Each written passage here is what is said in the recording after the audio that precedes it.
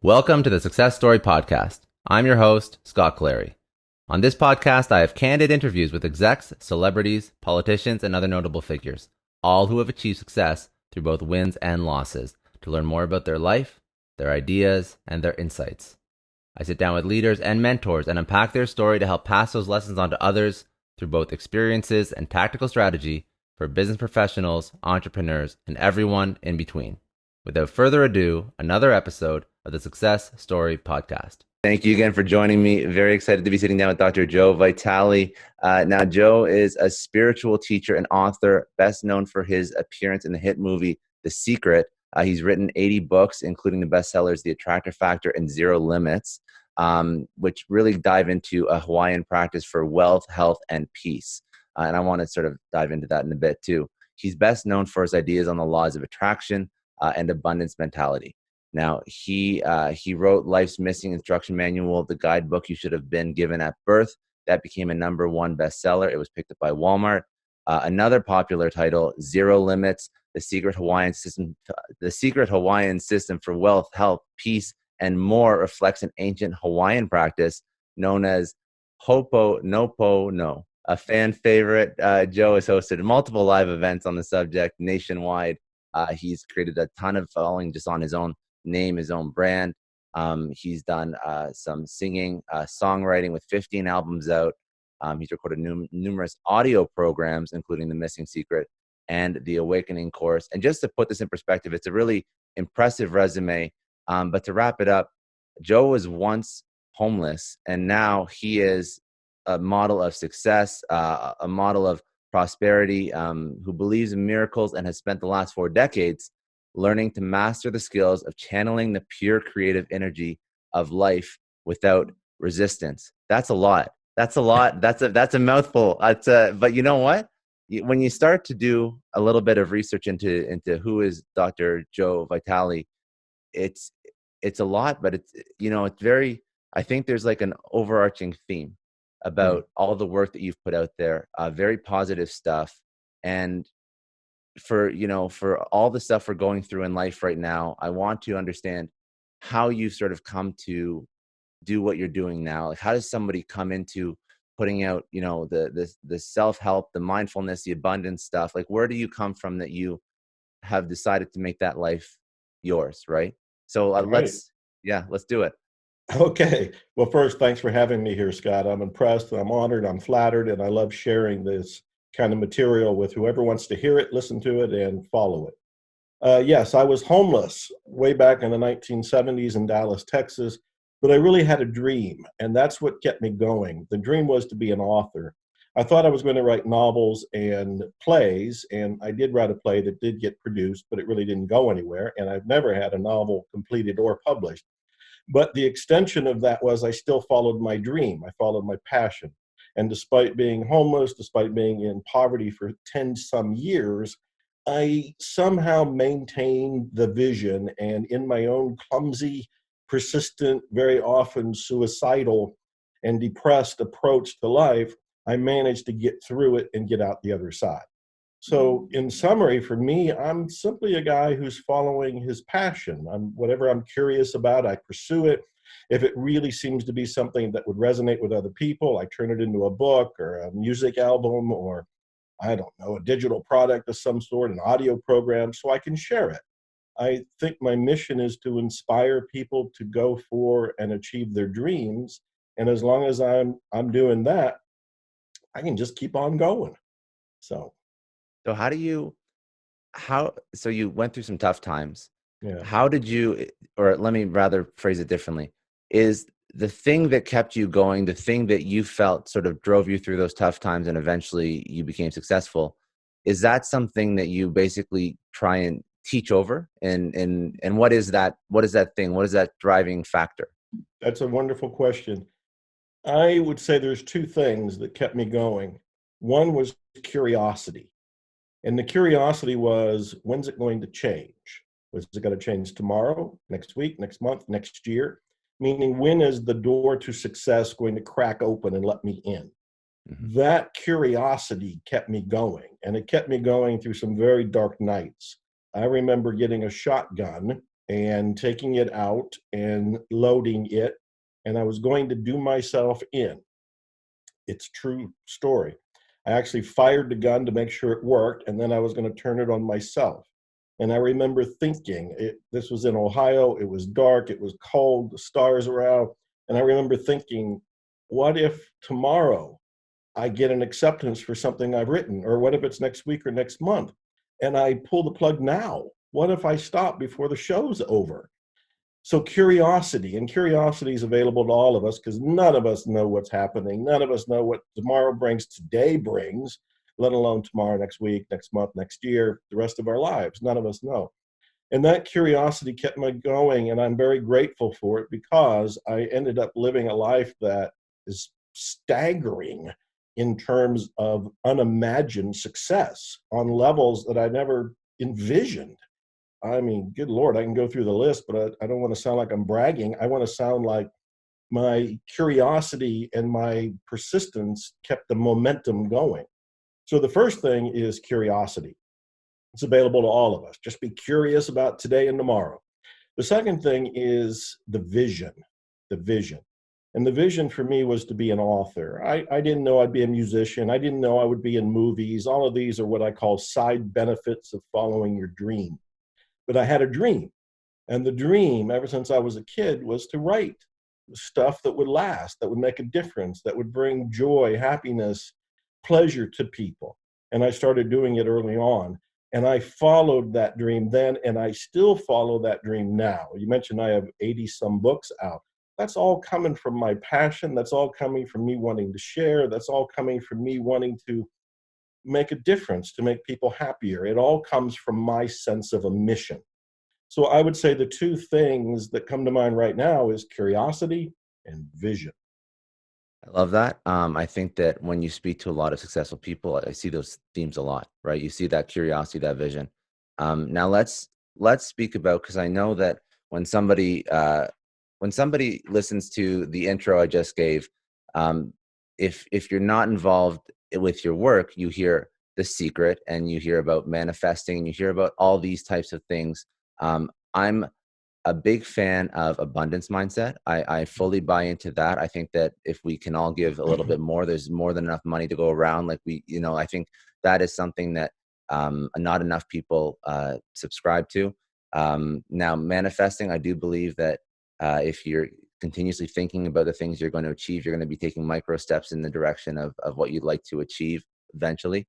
But I think that a lot of people miss the understanding of how, like, all these different themes, like the abundance mindset, manifesting, laws of attraction, all these things is that, I don't want to put words in your mouth, is that like the core of the works that you do because you believe that that is how you achieve success, or is that just a very small portion? Because I want to touch on that briefly.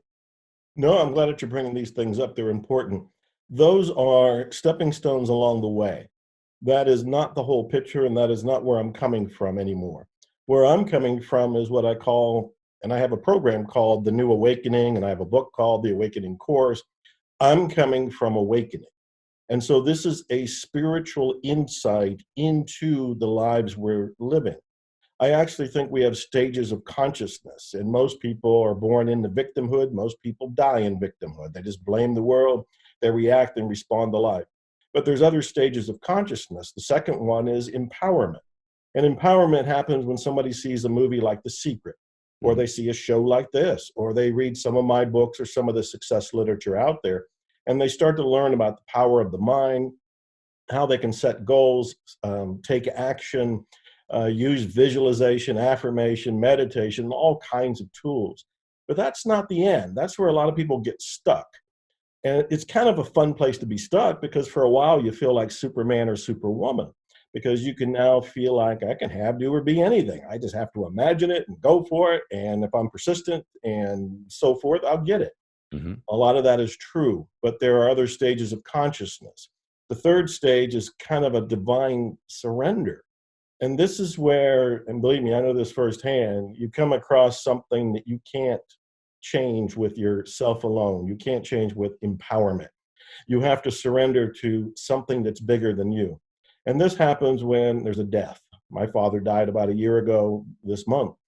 Or there's an illness. My new life partner got neuro Lyme disease and was near dead for about a year with me taking care of her.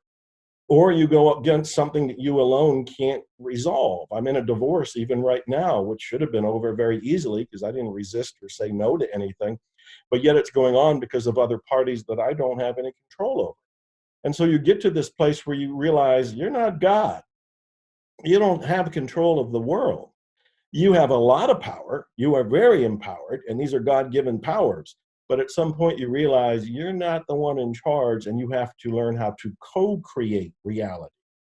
And then the fourth stage of awakening is an awakening itself. That's enlightenment. That's when you realize that you are a spiritual being in a material body in the third dimensional world. And you apply a lot of spirituality to your day-to-day existence. So, Scott, to answer your question, I am in many ways way beyond The Secret and the law of attraction. It's a little bit like saying, hey, you went to first grade. Wasn't that cool? Why don't you just stay in first grade? Well, there's second, third, fourth, fifth. There's a graduate school. I mean, there's all kind of levels beyond it.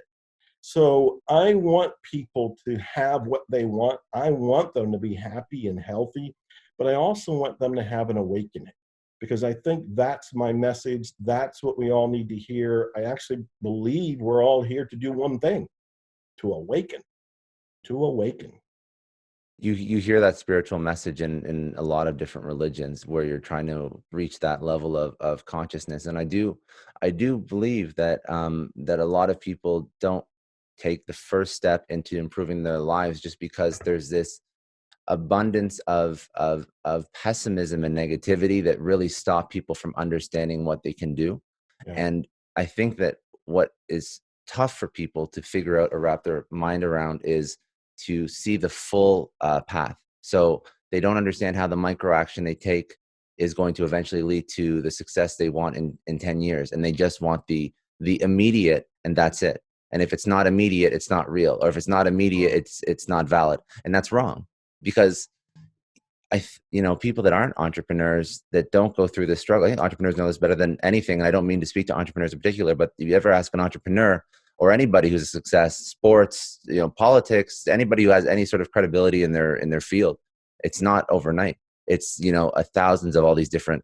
So it's like, just take that same mentality, apply it to any person. And if you want to be successful, it's not going to be the one thing. It's going to be the hundreds of thousands of things that you have to do. Anyway, that's my. I don't want to take over the session. This is all you. No, Just something I feel passionate about. It's very wise, and people need reminded of that. And that's also true in my case. I've often told people, yeah, I'm an overnight success if you define overnight as 30 years. Yeah. It is none of us that I am aware of had an overnight success. Everybody put in their time. They put in their hours. They put in their work. And over time, they had little breadcrumbs of success that kept them going. But the vision is what kept them going.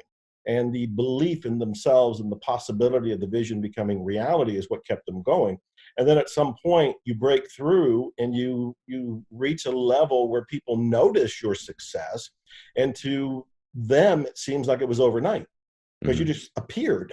It's much like before the movie The Secret in 2006, I was pretty well known as an internet marketer, as a copywriter, because I was one of the first to go on the internet. I was considered an internet pioneer. And from that level of success, a lot of people took notice of me. A lot of people hired me. But then the movie The Secret comes out, and that thing blows across the planet. And suddenly everybody sees me and everybody recognizes me. And I go on Larry King Live twice. And Oprah does 3 specials on the show, and Newsweek and New York Times. And I'm invited to speak all over the world. Suddenly, overnight, Joe is noticed. Yeah. Well, where was I all the time before? I was doing all the work to be in preparation for a phone call that I didn't even know was coming, that would say, hey, we read one of your books, which I wouldn't have written had I not taken the action to get it done. And we want to put you in this movie, which I didn't know was going to do anything. And then when I'm in the movie, it ends up being this intergalactic, historic making film. Yeah. But all of this was because I was working for 30 years to get to that point. So your point is well taken, and I think people need reminded of that. If they open their business today, they should not expect to sell out today. If they write a book this week, they should not expect it to be a bestseller next week. They should be doing the plugging along, doing the action steps, and trusting that planting seeds, and a little later you get to pluck the fruit. So let's talk about taking the first step. I was reading a little bit of the Money Loves Speed. So that's your latest book. And I was thinking about, how do I, because obviously there's a whole bunch of things that I wanted to speak about in your life and what you've done, but it's sort of dovetailing quite nicely into this. How do you take that first action? I think that's primarily what the book is about, but I'll let you sort of say it in your words, because I want to build out on that, because I think that's very valid for like right now, because people for the first time are realizing jobs aren't secure. They don't know what's going on, all-time high unemployment. How do you take an action now? What's the next step? Yeah, that's a great question. There's so many things I want to say relevant to that question, because I want to kind of unpack it. Do it. Go for it. Go for it. All right. Well, first of all, we're in a pandemic right now, and people are worried about the virus. And I've made some videos for Twitter and social media, Facebook and Instagram, where I said, there's two viruses. There's two viruses. Everybody's hearing about the first virus, and everybody's nervous about the virus, and everybody's going home and hiding because of the virus. And rightly so. We should pay attention to what the health authorities are telling us. Wash your hands, do the social distancing, stay at home, do all of that stuff, because you need to take care of your health. So I'm not dismissing that. But there's a second virus, and the second virus is worse than the first. The second virus is a virus of the mind. The second virus is fear. When people fall into fear because they're watching the news media, which I say the solution is turn it off. The mainstream news is just going to make you shudder in your shoes, and they're great at programming you for fear and insecurity. So I say turn it off. And if you're really concerned about what's going on in the world, go on a mainstream news diet. Listen to the headlines for 5 minutes, see what you need to do, turn the sucker off. The other thing that's going on is when we fall into fear, ironically, we lower our immune system. When we lower our immune system, we make it easier for the first virus to come and visit us. So what I've been advising people is we got to focus on the positive. Jason Mraz has a new song right now called Look for the Good. And boy, do I love that message, because I recorded a song called Look for the Light. It's the same concept. Look for the good, look for the light, look for the positive. It's always there. It's the old Mr. Rogers thing. He says, even in disasters, look for the helpers. There are people doing good things. In fact, I think the warriors of our times right now are the Amazon delivery drivers and the food service people who are coming to our door, bringing us grub to eat. So we have new heroes out there. But what I say is you got to focus on the positive. Now, this ties into what action do you take? If you focus on the positive, you can start to see with a little bit more clarity that there are opportunities here. In fact, you mentioned that there are millions of people who are unemployed. In my mind, I translate that to say there are millions of people who are about to become entrepreneurs. I think that what's going on with this pandemic is almost a divine conspiracy. It's almost like the divine, which some people would call that God. You can call it the universe. You can call it source. You can call it the higher power. You can call it nature. Whatever you want to call it that's bigger than all of us. I think it's sent us to our room. I think it's put us on notice. I think what this divine conspiracy is a conspiracy for good. So let me explain that real quick.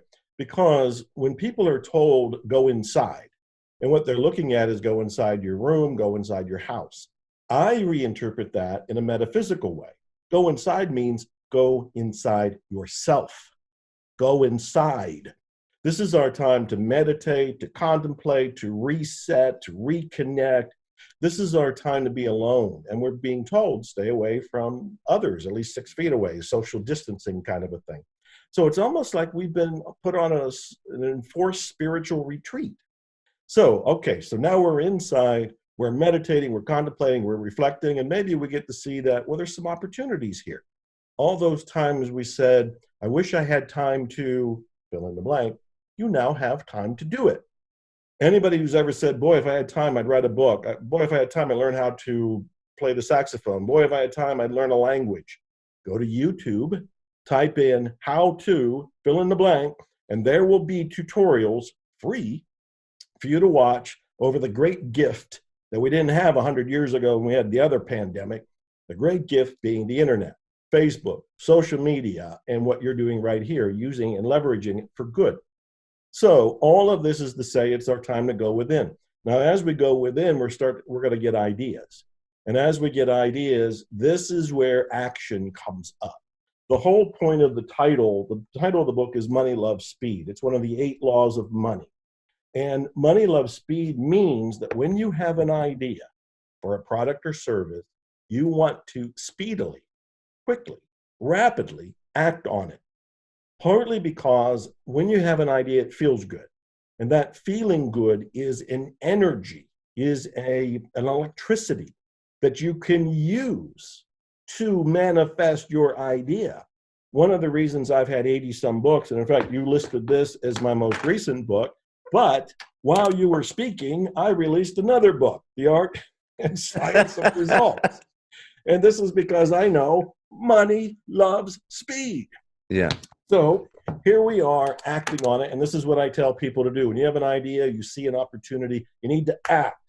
Part of it is just using the momentum of the energy that came with the idea. Another part of it is, I believe the universe, the cosmos, whatever you want to call it, collective unconscious, is feeding ideas to us, and they're gifts. And the sooner you act on an idea that comes as a gift, the sooner you will profit from it in the marketplace. I want to say one more thing because I'm on a roll with this, and like I said, I have a lot of things to say. It's good. One more thing, when people consider action, they often say, well, I don't know what to do, or I don't know where to start, and that's when they procrastinate. Well, procrastination comes from overwhelm. And what I tell people, it's the old Theodore Roosevelt. Teddy Roosevelt said, do what you can with what you have right where you are. That's it. I tell people, look where your shoes are, all right, on your feet. What is the first baby step you can make right now? The baby step. I'm not asking you to complete the business plan or open the business or finish the book and write the end. I'm saying, what is the first step you can take right now? There's always a first step. An easy, baby, kindergarten, simple first step. That's the step you take. And here's the profound, great news. You take that step, the next baby step becomes apparent. You take that step, the next baby step becomes apparent. Steve Jobs said you cannot connect the dots of your life looking forward. You can connect them looking backwards, but looking forward, you sit here looking out into the future and you don't know what the dots are. You don't know where the dots are going to lead. You can't explain it. You can't create the map to it because it doesn't exist yet. But if you look backwards, you can tell the story, like I can now, of how I got here. But the story of how I got here is so incredibly unpredictable that I never would have been able to tell anybody how I got on the internet. We didn't know what the internet was. It didn't exist when I was in college or unemployed and broke in the 70s.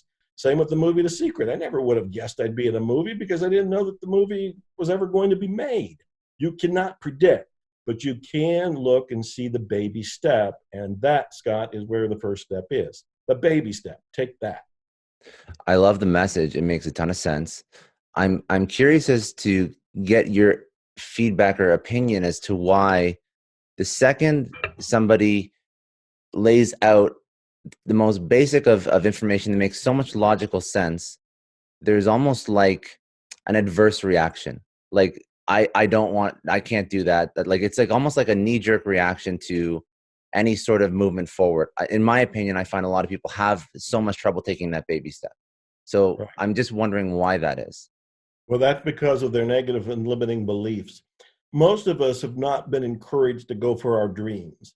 Most of us growing up, going back to the levels of consciousness I was talking about, are in victimhood. And as victimhood, we were not taught to be empowered.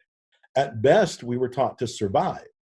And so as survivalists, all we really care about is, food, sex, money, Hmm. some very basic core principles. We're not really looking at going for more, partly because we were never taught that it was even possible. And I have met people over the decades of my doing this work now who have said to me they didn't know that people like me existed. They didn't know that ideas like this existed. They didn't know that it was possible for them to have a different life or a different reality. They were not taught that. I remember I spoke in Poland like 4 times. And I think it was the very first time this audience that was so riveted by what I said started coming up afterwards. And a young man in the very first row came to me and he said, "Is it true?" And I said, "Is what true?" He said, "Is it really true that I can have a different life, that I can have, do, or be more?" And I almost cried because he was so childlike.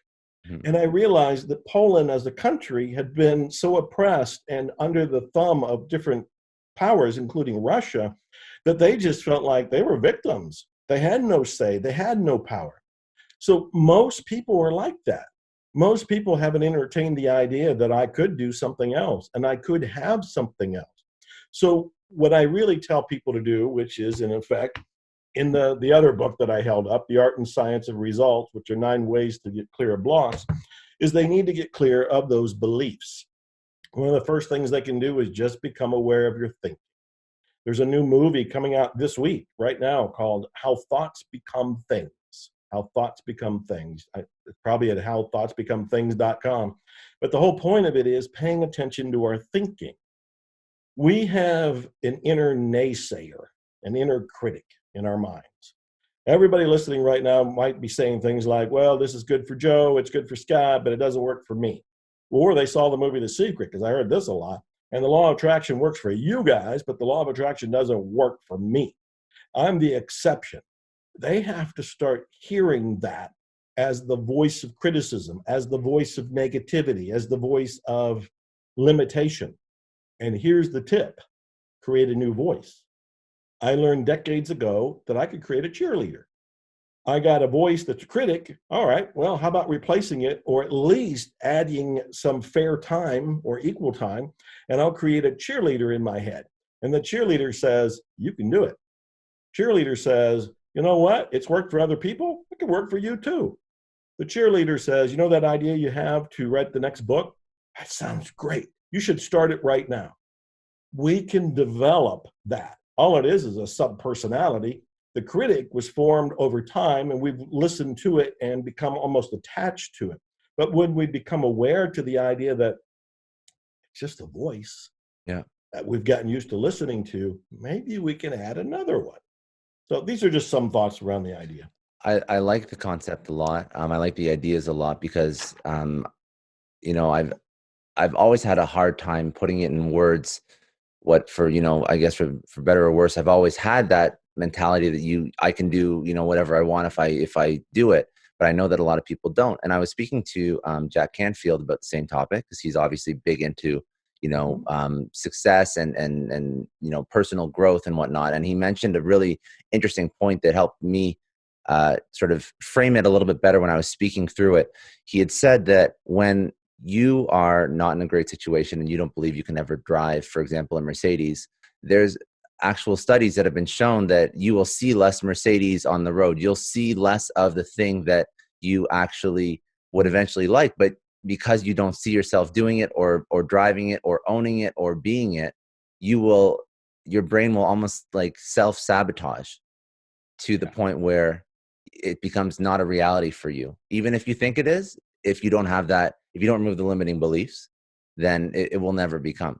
So I think being cognizant of those limiting beliefs, and I really want to sort of bring more like tangible examples to this, because if you just use the words like limiting belief, laws of attraction, people they give up and they're just like, I don't get it. But when you start bringing this like tangible, like there's proof that if you can remove and be self-aware, your mind will actually understand that that's something that you can achieve. I think that's very powerful when they Well, let's look understand the at science this. behind it. Yeah, in fact, let's look at the science behind this. In the one book, Money, Love, Speed, I do talk about some science. I talk about, for example, the reticular activating system that all of us have. It's in the back of our brain, and it's already pre-wired for survival. So the reticular activating system is pre-wired for survival, which means it's working. Everybody watching right now is surviving, and we're doing it unconsciously because the reticular activating system is filtering out 14 billion bits of information in any 1 second, which science has shown us, and only showing us anything that's a threat to our survival. And this is why paying attention to the mainstream news is so engaging to us, because we want to make sure that we know what could hurt us. Mm-hmm. And what we want to do here is realize that the reticular activating system can be programmed for more. What we learn in the movie The Secret, the School of Law of Attraction, books from Jack Canfield, and going all the way back to Psycho-Cybernetics, one of my very favorite books that came out in 1960. I'm actually rereading it right now myself, and I read it around 1960 when I was a kid. All of it. In fact, he talks about the reticular activating system too. He called it the servo mechanism. So the reticular activating system can be programmed for something else. When people say they want, you mentioned a car. I'm a car guy, so it's real easy to go down that road and start talking about cars. But it could be anything. They want a job, they want a spouse, they want better health, they want spirituality, they want more money, they want, I don't know, job, sales, relationship, whatever it happens to be. The first thing you do is start with an intention. What do you want? What do you want to have, do, or be? Your brain is a goal-seeking mechanism. Again, for most of us, it's plain survival. We hadn't been taught to set goals. We don't know anything about that for the most part and for most people. I didn't know them growing up. So the very first thing is, what do you want? And just for the purpose of this exercise and the science behind it, everybody pick something. It can be anything.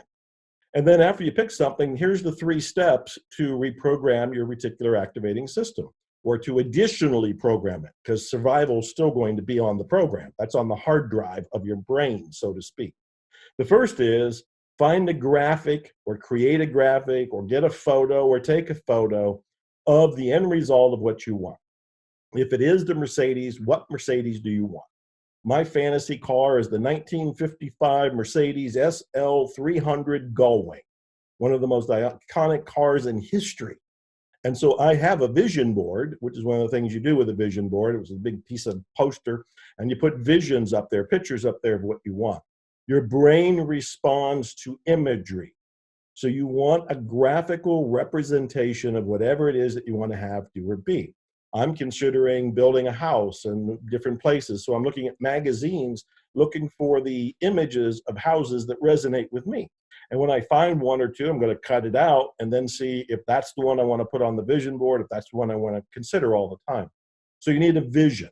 And you can do the Google search on images. You can hire somebody at Fiverr for $5 to draw something for you. You can take a photo, find a photo. If it's a car, most of the auto dealerships and the brands have auto configurators. You can go to their website, you can configure the car of your dreams, and there you'll get an image of what you want, which you can print out and then look at. You need an image. That's the very first step.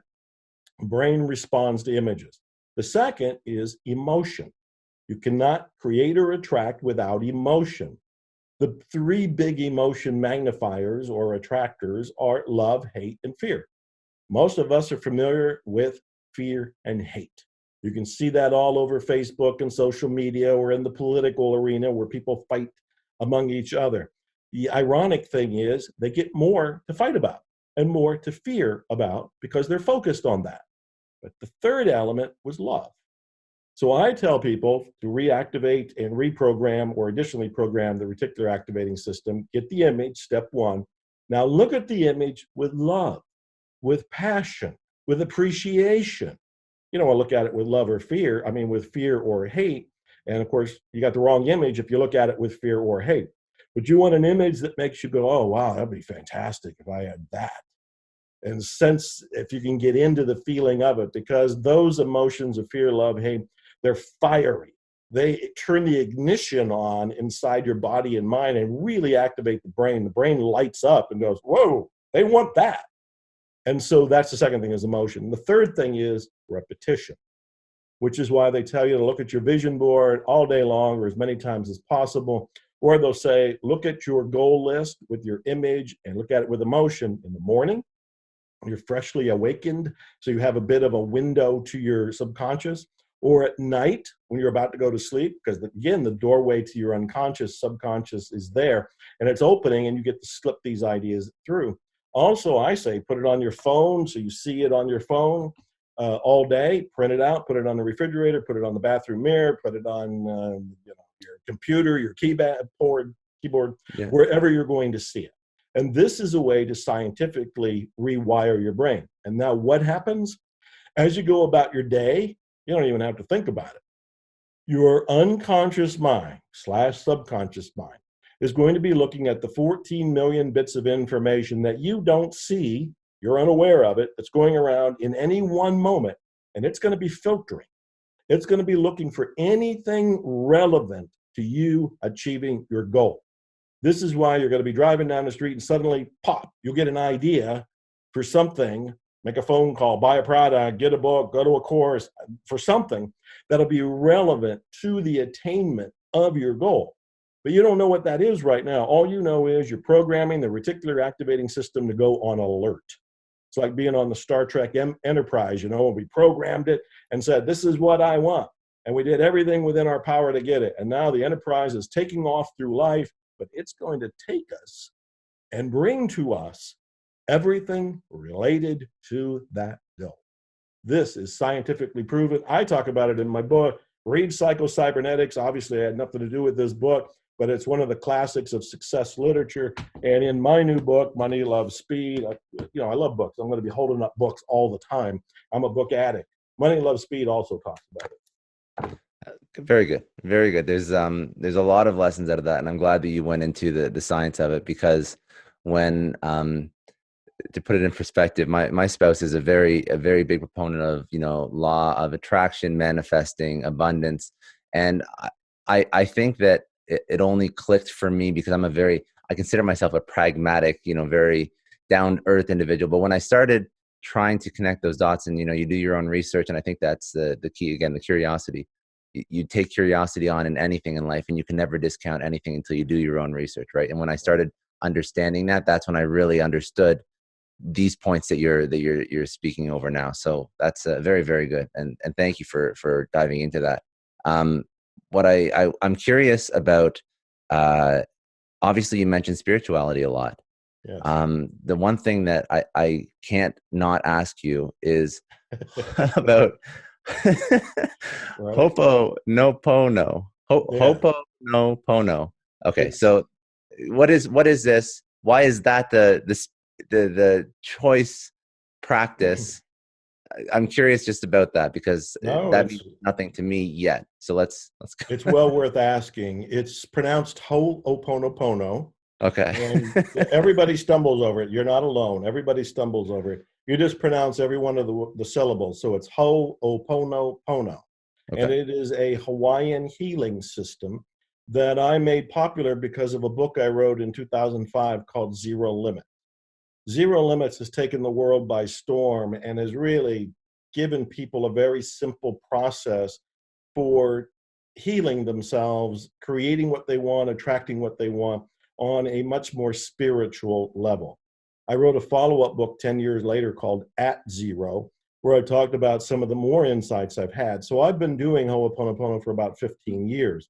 And in fact, my t-shirt has the 4 key phrases of Ho'oponopono on it, which is, I love you, I'm sorry, please forgive me, thank you. But let me back up and then quickly give perspective here, because Ho'oponopono is probably the most powerful, life-changing, miraculous, mind-boggling, mind-stretching thing that I could talk about. And it does go in the world of spirituality, and it would be on the 3rd level of consciousness, where I talk about a divine surrender. So for me, the law of attraction, while I love it and still use it, is kind of a kindergarten, 1st grade approach to life. Still powerful, still use it, just like I use some of the things I learned in kindergarten and 1st grade. But I've also gone beyond it, and so have a lot of other people. All right, in short, I had heard almost 20 years ago an amazing story of a therapist who helped heal an entire ward of mentally ill criminals by using an unusual healing method, which I later found was Ho'oponopono, and by using the method not on them, but on himself. And when I first heard it, I thought, that's too weird. I believe in magic and miracles. I'm pretty open-minded. I've seen a lot of incredible things. I've written a lot about incredible things. But to somehow heal mentally ill criminals at a state hospital in Hawaii by working on himself, it didn't make sense. And so at first I dismissed the story, but I heard it a couple more times. And at that point, there were no popular books on it. Nobody knew what it was. I couldn't find anything with Google searches, but I became obsessed. And I went looking and I found the therapist and I interviewed him over the phone. And then I went to the first workshop he was doing. And back then, workshops only had like 8 people in them because nobody knew what was going on and nobody knew what Ho'oponopono was. But I went and I was fried because I was learning about a way to change outer reality by changing myself internally.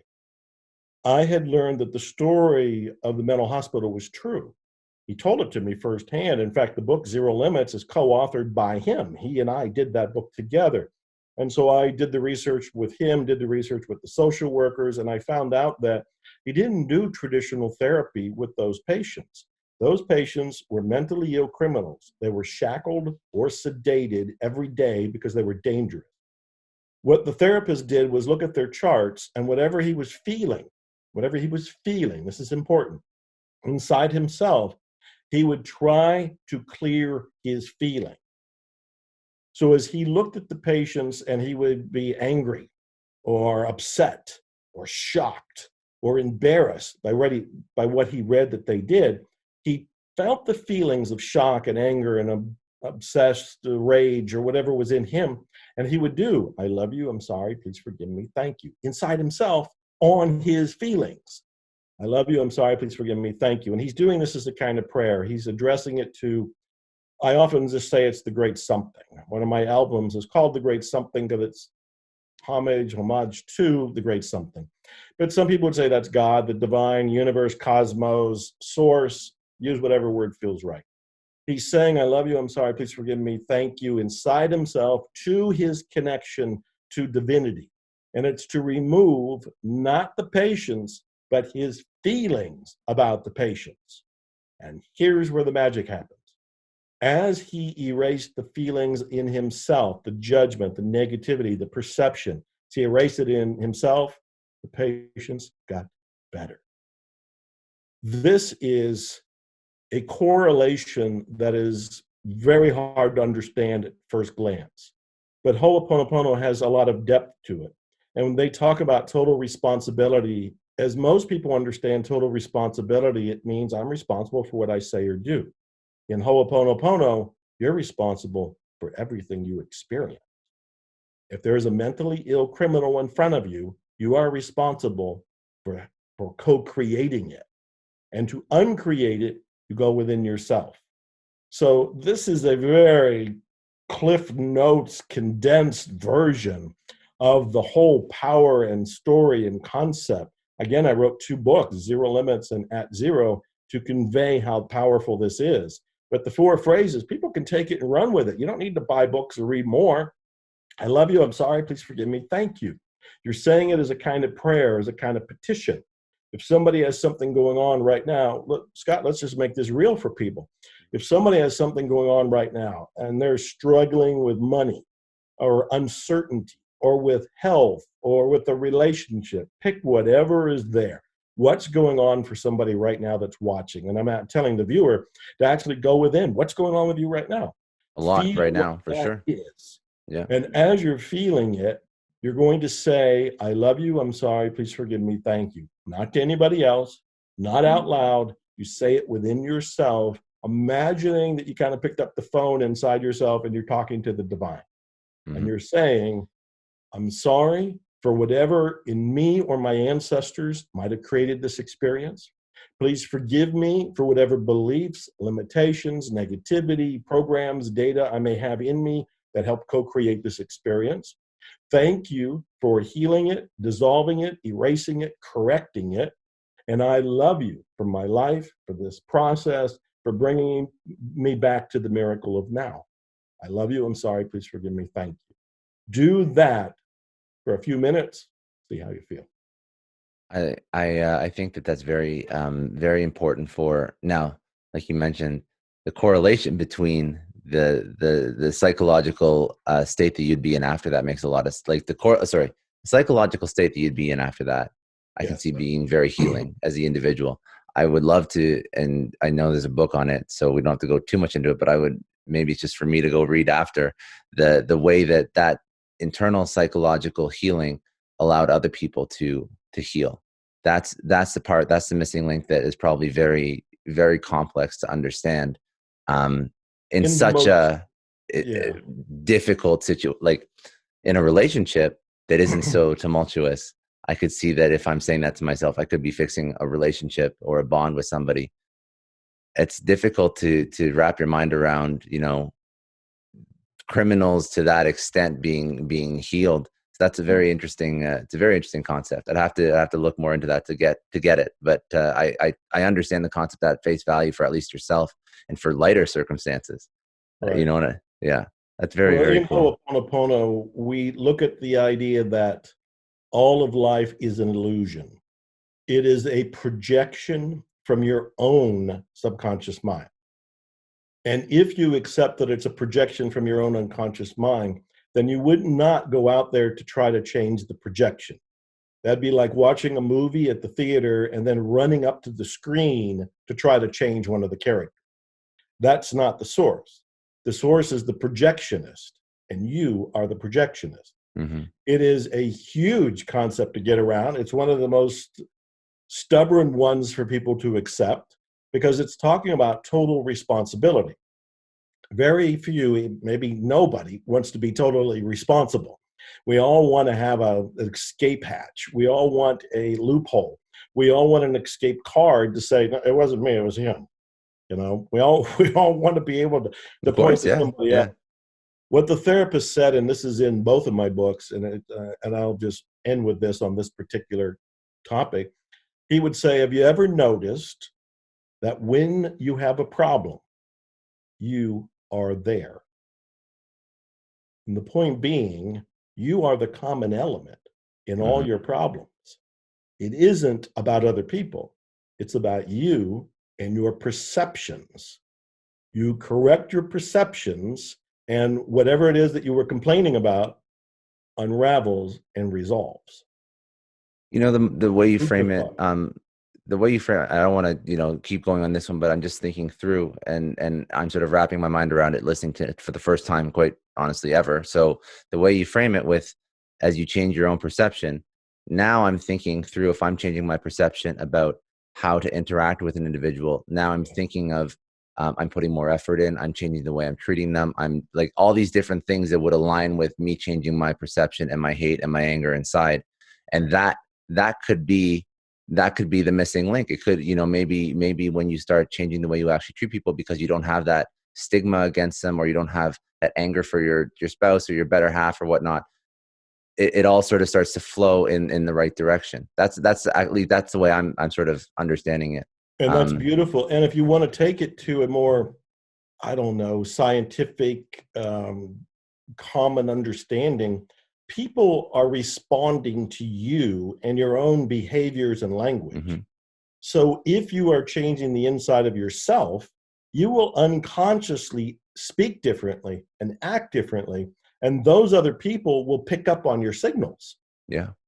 And so even if you want to take it to, other people are real, and it sounds so bizarre to talk about this because I know other people aren't real, but in Ho'oponopono, they kind of aren't real. They're projections. But if you look at it like they are real and you change the inside of yourself, you will treat them differently. They will feel that and they will respond to you differently. So there's a lot of levels to this that I would just encourage people, if they're interested, to just dig a little bit. Zero Limits was the first book. At Zero was the second book. And I also talk about it as one of the clearing techniques in this new book, The Art and Science of Results. Good. Very good. Okay. So I just want to make sure that I didn't miss anything that I wanted to chat with you about. So we got we got through the secret law of attraction, positive mindset, a little bit on the spirituality. There's a few things in the book that you mentioned, just like some one-liners that I actually liked that I wanted to just ask you about. One of them was, why is money like a hammer or saw? I had no idea what that meant, and I'm just very curious what that means. It's interesting because in Money Loves Speed, I've got several quotes by other people that I just absolutely love. And I thought you were going to mention one of those quotes. Oh, that's fine. And I'll pick one of them and talk about it in a second, because I think they're turning points in understanding money that most people have never, ever considered. But as for what you were talking about, I say money's a tool. Money's a tool. That's it. Too many people are projecting right and wrong and evil onto money. But money to me is no different than this pen. With this pen, I guess I could stab somebody with it, and that'd be a very negative thing. But it wouldn't be the pen that did it. It would be me. So the pen in and of itself is a tool, much like a hammer is a tool. A saw is a tool. With a hammer, with a saw, you can build a doghouse or you can build a castle. It's entirely up to you. With money, you can blow it, you can waste it, you can probably do some sort of aborted, abusive, addictive behavior and spend the money with it. But you can also make dreams come true with money. You can also fulfill your life mission with money. You can also help your family and friends with money. You can also funnel money to go to causes you believe in. Money actually is this powerful tool, a spiritual tool for good. But if you want to really just tear it down to bare bones reality, money's like a pen. Mm-hmm. Money's like a hammer. Money's like a saw. It's a tool. That's all it is. And how do you, what's the best way to remove the emotional connection with the money? Yeah, is understanding that it is just a tool. Let me give you the quote. I told you there was a couple quotes. Yeah, do it. Go for it. And I opened the book with this quote. It's not from me. It's from Arnold Patton. I wish it was from me because it's brilliant. And this will help people have a different relationship with money and answer your question about taking the emotional insecurity around money away. Here's the quote. The sole purpose of money is to express appreciation.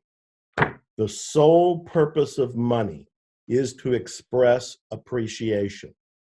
The sole purpose of money is to express appreciation. When I first read that quote, there's a little book by Arnold Patton called Money. It's out of print. It's real tiny. Probably not even worth looking for because this is the takeaway. I first read the quote in that book, and I remember thinking, oh, come on, there's certainly an exception to that. The sole purpose of money is to express appreciation. And I started thinking, okay, when I write a check for the phone bill, I'm grateful to have a phone. When I write a check for the utilities or electric company, I'm grateful to have my power. When I write a check to the mortgage, I'm grateful to have a house. When I write a check to the groceries, I'm grateful to eat. When I write a check, and I just kept going, and I thought, holy smokes. Mm-hmm. If we take away the idea of money being scarce, money being limited, money being survival, money being a necessary evil, and we look at it as a tool, and we look at it as a means of saying thank you, oh, we have just opened ourselves to be able to receive it. It's no longer bad. It's no longer evil. We're no longer unconsciously pushing it away because we don't want that negativity in our lives. Now we're thinking, oh, money's a cool tool. And I'm grateful for it, which opens the door for us to receive it. Arnold Patton has another quote. He says, we don't create abundance. We create limitation. We don't create abundance. We create limitation. When you start thinking about that, you realize, oh, the only reason that money hasn't been coming is I've been blocking it. I was blocking it because I thought it was bad. I thought it was evil. I thought it was a shortage. I thought it tainted me in some way. But now that I realize it's a tool, it's useful, it makes dreams come true, has no energy on it in and of itself, and it's a way of saying thank you, oh, bring it on. You know, I think that the second you say, oh, I'm blocking money, everyone's going to be like, I'm not blocking money, I want more money. But right. It's not that you're not blocking money consciously. No one's handing you a stack, right. $10,000, and you're saying, right. I don't want that. But what you are doing is you're saying, I don't have enough value. I don't have the ability to start a business. No one wants to pay for whatever I do. I'm not charging. Like, these are all things that, again, I bring it down to a very uh, tangible, I guess, tactical level. Like, these are all things that entrepreneurs struggle with when they first start a business. How do I charge my rates? What is my service worth? What's my hourly worth? And that if you've ever worked with somebody who started a business, even as a consultant, I do some consulting. Now I still, I don't do it as much, but I used to work full-time as a consultant, and I had trouble validating my hourly rate to clients as somebody who was a first-time consultant.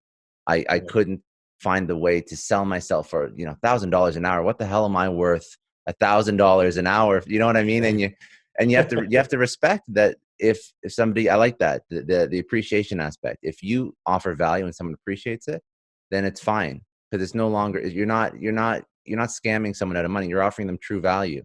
Right. And I think you have to be confident in that. And when you're confident in the value you bring to the world, that's when you can ask, and that's when you can receive that money, regardless of how it comes, job, whatever. Even you look at negotiating salaries in businesses. People have a hard time asking for more money. People usually just take the salary they're given, and very few people will say, I think I'm worth more, or I think I'm worth this, or try and negotiate that. And there's how many people, I've been asked quite a bit, how do I negotiate a higher salary? And there's a little tactic here and there, but the first point is to just ask. Yeah. Just ask, right? And I think that people have a hard time wrapping their mind around being worth more, because so many stereotypes of money being, there's too much emotion, like you said. So, well, yeah. let me end our interview with this quick story. Yeah. When I was starting out decades ago in Houston, and I decided I was going to be a book consultant because I love books and I was helping lots of people write books, I charged $25 an hour. And $25 an hour, that's might have been the early 1980s, mid 1980s, seemed like a heck of a lot of money to me. And I did it for a while, and then I had a friend of mine who had been a counselor and a consultant and a client said I needed to raise my rates. And I said, to what? And I was gasping. It's like, to what? It's already $25 an hour. And she looked at me and she says, well, just raise them higher. And I said, what do you mean, like 35? Real wimpy. And she said, 50? I could charge $50 an hour. And I because somebody believed in me, which was her at that point, I thought, okay, I'll go for 50. And I'm laughing now because I've charged, tens of thousands of dollars and have coaching programs upwards to $1 million. And the point I'm making, though, is we all have a wealth set point that can be moved. And back then, because I had left homelessness, which meant I really had no relationship with money and no real self-esteem or self-appreciation, went into poverty, which meant I struggled with the same concepts for 10 years. Mm-hmm. And then after I got out of it, learning how to be an entrepreneur and a consultant, $25 an hour for somebody who made nothing was a lot of money. But also being encouraged to go up, I had to keep stretching that wealth point. Over time, I kept raising it. Then it was $500 an hour. Then it was $1,000 an hour. And I remember I was being interviewed many years ago. And the guy, before he interviewed me on I don't know if it was radio or a webinar, he said, what's your hourly rate? I think it was $1,000 an hour. He says, oh, that's too low. He says, I'm going to tell everybody it's $5,000 an hour. I went, what? But I accepted it, and he announced it, and suddenly it was $5,000 an hour. And then, of course, I've grown since then. So what I'm telling people who are watching is you may not come out of the gate and go, I charge $5,000 an hour. But whatever you're charging right now, I bet you can bump it up.